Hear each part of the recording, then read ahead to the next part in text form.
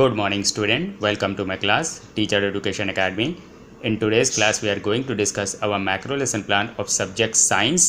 आज की जो स्किल हम डिस्कस करेंगे वो है ब्लैक बोर्ड राइटिंग स्किल। आज आपको नज़र आ रहा होगा कि कलर गायब हैं क्योंकि आज जो हम स्किल डिस्कस करेंगे वो है ब्लैक बोर्ड राइटिंग, इसीलिए सब मैंने ब्लैक में लिख रखा है क्योंकि ब्लैक बोर्ड ब्लैक होता है। लेकिन आजकल हम लोग जो है ग्रीन बोर्ड और वाइट बोर्ड का भी यूज़ करते हैं, लेकिन ये जो स्किल है इसको ब्लैक बोर्ड राइटिंग स्किल ही कहा जाएगा।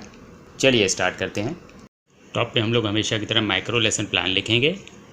डेट, आज की डेट डालेंगे 29/6/2024। सब्जेक्ट साइंस, टॉपिक मैं बताऊंगा कब लिखना है। क्लास, ये 8th क्लास का प्लान है। पीरियड सेकंड, ड्यूरेशन क्योंकि माइक्रो लेसन प्लान है कितने मिनट्स की होनी चाहिए, 6 मिनट्स की। और स्किल कौन सी है, ब्लैक बोर्ड राइटिंग। देखिए सब कुछ आज मैंने ब्लैक कर रखा है ताकि आपको समझने में आसानी हो। अब इसके कंपोनेंट्स देखते हैं। पहला है spacing between letter, words and lines. Second है क्लैरिटी ऑफ लेटर्स और डायग्राम्स एंड लेजिबिलिटी। फिर है writing in a straight line. Next है cleanliness on black board work. Fifth है work on black board is according to need. Last है 45 degree angle is made while writing on a blackboard. अभी आपको और clear समझ में आएगा जब हम लोग प्रेजेंटेशन टेबल बनाएंगे हमेशा की तरह। अब आपको क्या करना है, एक स्टेटमेंट ऑफ एम देना है, इसलिए क्योंकि हम टॉपिक को यहाँ पे पहले इंट्रोड्यूस कर देंगे। जैसे आप क्लास में जाइएगा, स्टूडेंट को कहिएगा गुड मॉर्निंग, फिर उसके बाद students today we will know something about combustion and flame, और इसको अंडरलाइन कर दिए कंबशन एंड फ्लेम क्योंकि आज का टॉपिक है कंबशन एंड फ्लेम। और जो टॉप पे हमने जगह छोड़ रखी थी टॉपिक के लिए, आप ब्लैक बोर्ड की तरफ टर्न अराउंड करिएगा और वहाँ पर टॉपिक लिखिएगा और उसको अंडरलाइन कर दिएगा क्योंकि टॉपिक हमेशा अंडरलाइन होता है। अब पहले इस स्किल को समझ लेते हैं कि ब्लैक बोर्ड राइटिंग स्किल होती क्या है, क्योंकि आपको पता होगा कि ब्लैक बोर्ड एक टीचर के लिए बहुत अच्छा टीचिंग एड होता है। उसके थ्रू जो है जब वो स्टूडेंट को पढ़ाता है, जो भी टीचर लेक्चर देगा, एक्सप्लेन करेगा क्लास के अंदर, उसकी एक समरी हम लोग ब्लैक बोर्ड पर लिखते हुए चलते हैं और फिर लास्ट में हम लोग स्टूडेंट से कहते हैं कि उसको अपनी कॉपी में नोट डाउन कर ले। लेकिन आपको क्या लिखना है, कैसे लिखना है ब्लैक बोर्ड के ऊपर, कितना लिखना है, ये जो है इस स्किल के अंदर आप लोग सीखेंगे। ऐसा नहीं होता हम ब्लैक बोर्ड पे कुछ भी लिख देंगे। जैसे कि कुछ टीचर्स को आपने देखा होगा ब्लैक बोर्ड के ऊपर इतना ज़्यादा लिख देते हैं कि स्टूडेंट कंफ्यूज हो जाते हैं क्या नोट डाउन करें क्या छोड़ दें। इस स्किल के अंदर आप सीखेंगे कि ब्लैक बोर्ड के ऊपर कितना लिखा जाए और कैसे लिखा और किस तरह से लिखा जाए। इस स्किल के अंदर आप लोगों को डीपली समझ में आ जाएगा। चलिए स्टार्ट करते हैं। लेकिन स्टार्ट करने से पहले एक बात और समझ लेते हैं हम लोग कि नेक्स्ट पेज पे हम लोग प्रेजेंटेशन टेबल बनाते हैं। पहले इसको देख लेते हैं।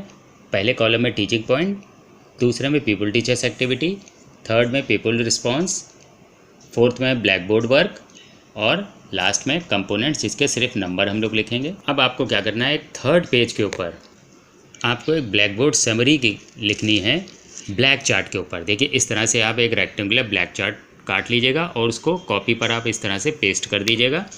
फिर आपको इस तरह का एक सिल्वर पेन लेना है और जो है उस चार्ट के ऊपर, जैसे अभी हमने जो फ्रंट पेज के ऊपर हमने डेट, सब्जेक्ट, टॉपिक जो लिखा था और उसी तरह से क्लास, पीरियड और ड्यूरेशन जो हमने लिखा था, उसको ब्लैक चार्ट के ऊपर आप सिल्वर पेन से लिख देंगे। जैसे अभी टॉपिक हमने बताया, हम आपको लिख के दिखाते हैं। तो इस तरह से कंबशन एंड फ्लेम हम जो है टॉपिक इस ब्लैक चार्ट पर भी लिख देंगे।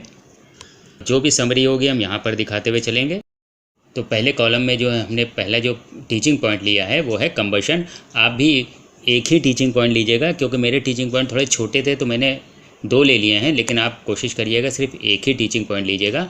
और जैसे ही आपने कहा टीचिंग पॉइंट कंबशन, और आप उसको क्लास में एक्सप्लेन करिएगा। A combustion is a chemical process in which a substance reacts with oxygen to give off heat. और इस वक्त पीपल टीचर जब एक्सप्लेन कर रहा होगा तो पीपल का रिस्पॉन्स क्या होगा कि स्टूडेंट्स लिसनिंग केयरफुली, वो ध्यानपूर्वक आपकी बातों को सुन रहे होंगे। फिर आप ब्लैक बोर्ड की तरफ टर्न अराउंड करिएगा और जो मैंने अभी जो है एक्सप्लेन किया था पॉइंट को, combustion, a combustion is a chemical process in which a substance react with oxygen to give off heat. क्योंकि बहुत छोटा टीचिंग पॉइंट था तो मैंने एज सच इसको लिख दिया है, लेकिन कभी जब आप बड़ा लीजिएगा थोड़ा सा पॉइंट तो आप क्या करिएगा, मेन पॉइंट ही हम लोग ब्लैक बोर्ड पर लिखते हैं। ये छोटा था इसलिए मैंने पूरा लिख दिया। अब कंपोनेंट्स इसमें कौन सी यूज़ है, 1, 2 एंड 3 देखते हैं। पहला क्या है, spacing between letter, words and lines. अब देखिए यहाँ पर आपको बिल्कुल नहीं समझ में आएगा कि किस तरह से जो है कि हम जो पहला जो कंपोनेंट है उसको किस तरह से समझेंगे। आपको क्या करना है, ब्लैक चार्ट के ऊपर जो है आपको इस तरह से लिखना है।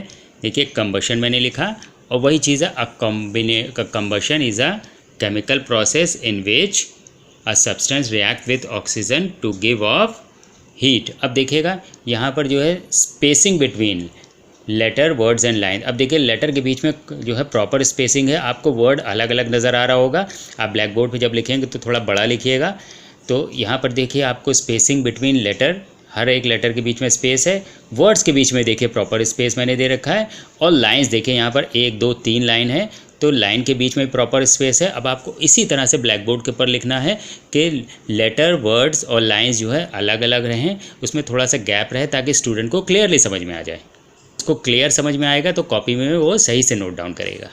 वही हमारा दूसरा जो है कंपोनेंट देखिए क्या है, क्लैरिटी ऑफ लेटर्स और डायग्राम्स एंड लेजिबिलिटी। अब देखिए वर्ड जो है मेरे लेटर्स जो हैं एकदम क्लियर हैं। सी मैंने बनाया है, ओ बनाया है, एम बनाया है, कोई भी लेटर ऐसा नहीं है जो क्लियरली समझ में ना आए। और वो जो पढ़ने लायक भी है, ऐसा नहीं है कि पढ़ने लायक ना हो। कभी कभी कुछ टीचर इस तरह से लिख देते हैं कि वो पढ़ने लायक भी नहीं होता है, कि स्टूडेंट को समझ में नहीं आता। बार बार टीचर से पूछता है कि जो है कि बताइए इसमें लिखा क्या है, ये इसकी स्पेलिंग सही से समझ में नहीं आ रही है। जब स्टूडेंट को आपकी लिखावट समझ में नहीं आएगी तो क्या होगा, क्लास डिस्टर्ब भी होगा आपका, वो बार बार आपसे क्वेश्चन करेगा। तो आपको इस तरह से लिखना है लेटर को कि वो साफ साफ नज़र आए और पढ़ने लायक हो। और अगर आप कोई डायग्राम बना रहे हैं, क्योंकि मैंने इसमें कोई डायग्राम बनाया नहीं है, डायग्राम भी एकदम क्लियर कट होना चाहिए। अब देखते हैं इसमें मैंने थर्ड कंपोनेंट भी यूज़ किया। अब थर्ड कंपोनेंट क्या है, थर्ड है writing in a straight line. अब देखिए जो भी मैंने लिखा है एकदम स्ट्रेट लाइन में लिखा है, कहीं पर भी तिरछा नहीं हुआ है। कभी कभी कुछ लोग ऐसे लिखते हैं कि एकदम तिरछा भागता है, यहाँ से लिखना शुरू किया तो यहाँ भागने लगा, या ऊपर से लिखना शुरू किया नीचे आ रहा है। तो ऐसा नहीं होना चाहिए, एकदम स्ट्रेट लाइन में होना चाहिए ताकि स्टूडेंट उसको क्लियरली देख सके और समझ सके। तो यहाँ पर मैंने थर्ड कंपोनेंट भी यूज़ कर लिया।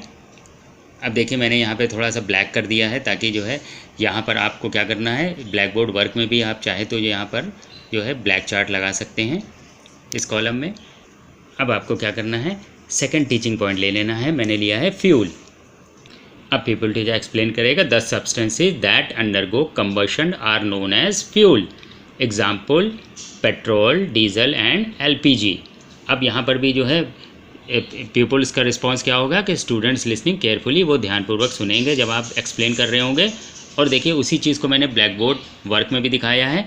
The substances that undergo combustion are known as fuel. Example petrol, diesel and LPG. Component 4, 5 and 6. Fourth कौन सा है, cleanliness on blackboard work।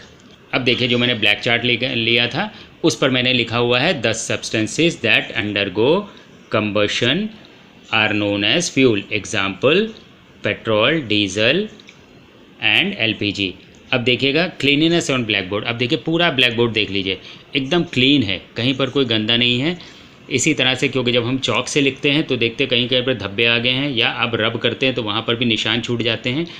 जो पहले का वर्ड होता है वो भी थोड़ा थोड़ा नज़र आ रहा होता है। इस तरह से नहीं होना चाहिए, ब्लैक बोर्ड एकदम क्लीन होना चाहिए ताकि वर्ड्स एकदम क्लियर कट समझ में आ जाए। तो cleanliness on black board work का आप ध्यान रखेंगे। अब देखते हैं फिफ्थ कंपोनेंट क्या है। फिफ्थ है work on black board is according to need. अब आप देखिए मैंने यहाँ पर 2 ही टीचिंग पॉइंट लिए थे और छोटे छोटे लिए थे, इसलिए मैंने 2 लिए हैं, आप एक ही लीजिएगा।